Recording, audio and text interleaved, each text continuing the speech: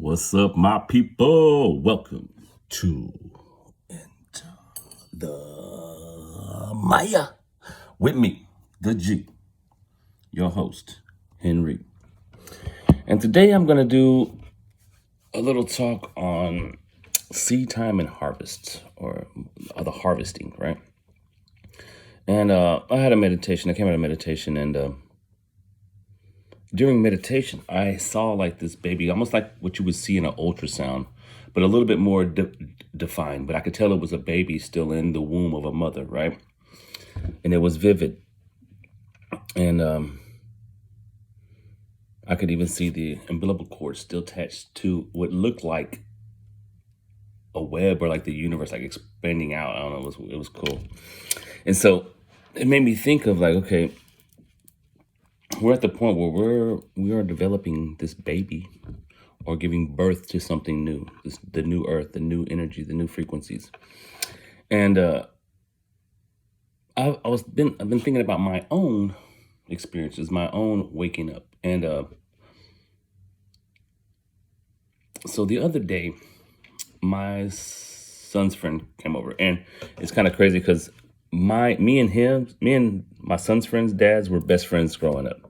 I talk to him every now and then still, even though that he lives right down the road. We just like, different views, different parts. I mean, he's still a good dude, very, very family oriented. I mean, good guy, his dad is. And so his son was here.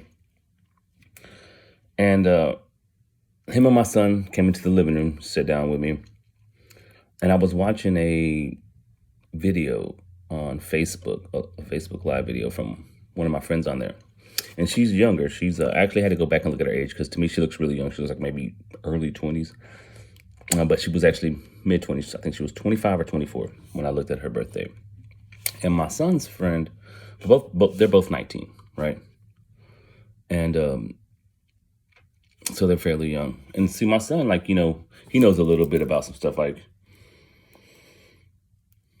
I don't know how much spiritual stuff that he got, but he got to see all my conspiracy theory stuff. So like, he definitely, like, his school wanted him to get the shot if he was gonna stay on campus there on his dorm. And so he was like, "Yo, Dad, I don't think I'm gonna be going back to this school because they're trying to force me to get a shot." And so him and a bunch of his buddies, they all started figuring out ways they could avoid it, because a lot of them said, "Oh man, I have to. This way I can get my school paid for," But now a bunch of them are standing up for it. But they figured out a loophole that the school actually offers off-site apartments, which is really close to the school, and they can stay there without having to take the jab. Because my son plays football, and he wants to continue to do that until he can't no more. He loves it. And so yeah, so he figured out a way he can still be able to do what he wants to do without being forced to take the jab. So touche, son, proud of you. Well, my son's friends asked me, "Hey man, what are you watching on here?" And I was like, "Oh man, it's this girl, she's talking about like how the universe started." Like, this started hitting him with a little bit of spiritual knowledge, and this dude started hitting me back with it. He's like, "Man, it's kind of hard to talk to people like AJ and stuff." I said, "Bro, talk to AJ, because AJ's been hearing this shit his whole life. I don't know how much he retained of it, but y'all need to conversate like this more often." And so he hit me with some Alan Watt, like some other different stuff that he's been following, and he's like, "Man, it just makes sense to me." And I'm like, "Man, that's beautiful, bro." And like, he's 19, and he's already started to develop. And so it made me think of Dolores Cannon. If I don't know who Dolores Cannon is, I highly recommend you look her up. She was the one that basically introduced past life regressions to the world. She was a seed, definitely. And she actually tapped into Nostradamus. And she didn't channel, like, she would do past life regressions with people, and then what she called like the one, or the major source, the strongest energetic field of consciousness would come in through these people that she was having past life regressions with. And it started just giving her all this wisdom, and it would come through every client. And none of these clients knew each other, and they would just like be continued wherever, like whatever information she needed at the time would come to her.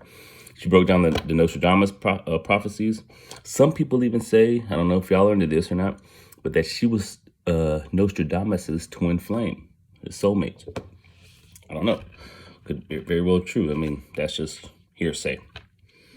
But so the three waves, right?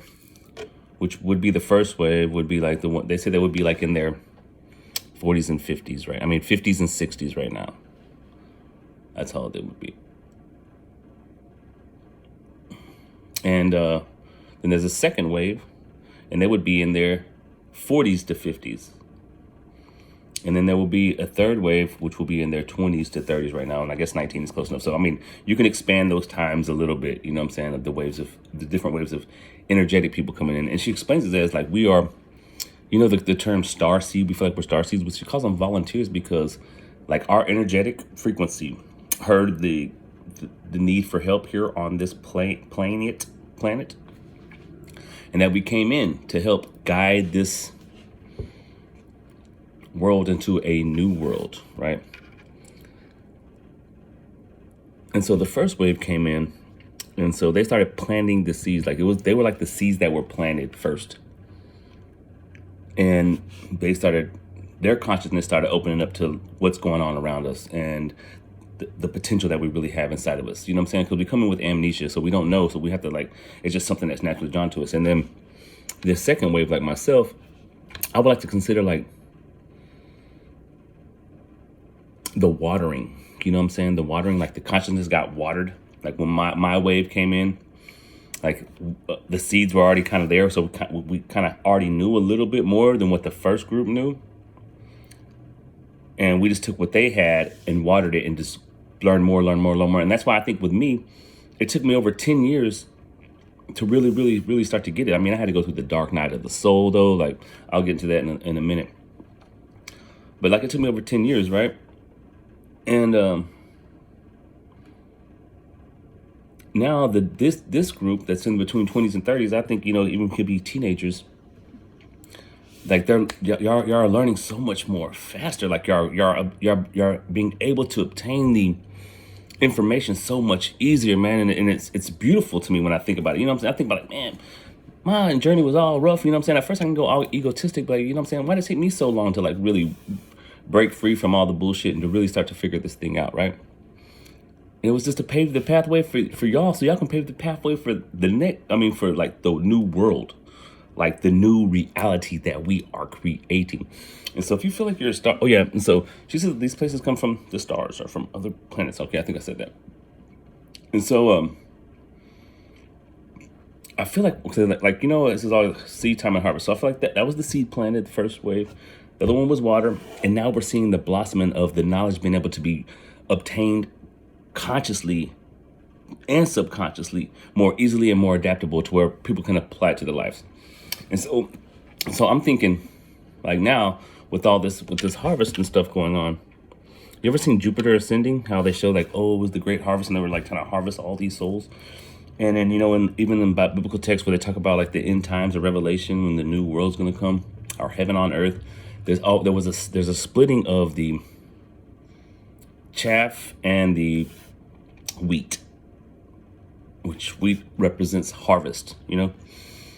And the chaff is just basically the stem that the wheat comes off of.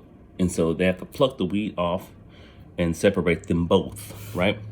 And so it could be into two different realities, you know. And I don't know if the chaff are soulless people or those that just have not got it all the way out and have to keep being reincarnated, or if they're just part of the programs and we are the true lights. The actual fruit of the labor would be us, the light. You know what I'm saying? But we're not. Just because we might be part of these waves, we're not special than nobody else. We are just here to do a specific job. And my point is, like, right now, it's critical, people, that we really try to stay as high vibration as we can, because that's what we came here to do. We came here to vibe high, to change the frequency of this universe or this planet, right? And so we have to really start watching how we eat, watching the way we speak. Life and death in the tongue. Those who love it will eat the fruit thereof. what we think, what we take into our minds, you know what I'm saying? And we have to realize, like, man, we are really trying to start something new, a whole new system. We are what you consider a system busters. We came in to break this system of the lower vibes and raise them high.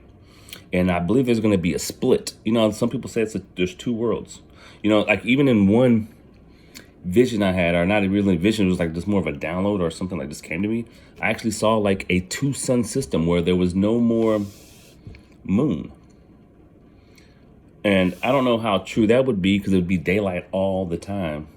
You know what I'm saying? It'd be like how it is here, but instead of having, it's almost like the divine feminine and the masculine are both the light. So I'm not sure how how much I believe into that one, but it did stick in my head for a while. So there might be some truth to it. I mean, but it just might be my truth.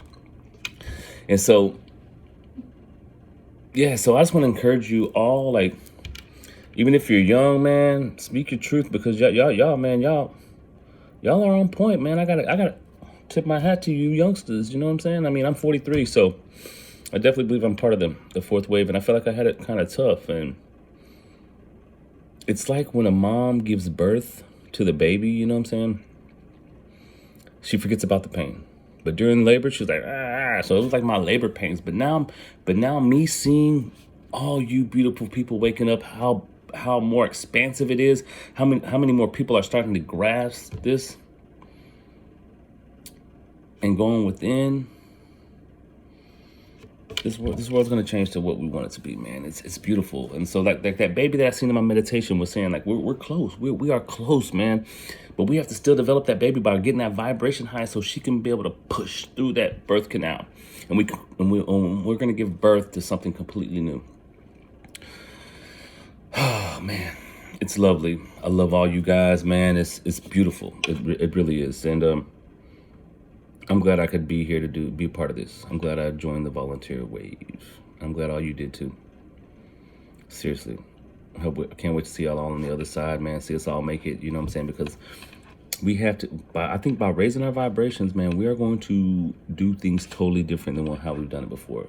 As far as getting money, energy. I mean, hell, I don't even know if define it. We might not even need money no more. It might just be all bartering. I don't know how it's going to go.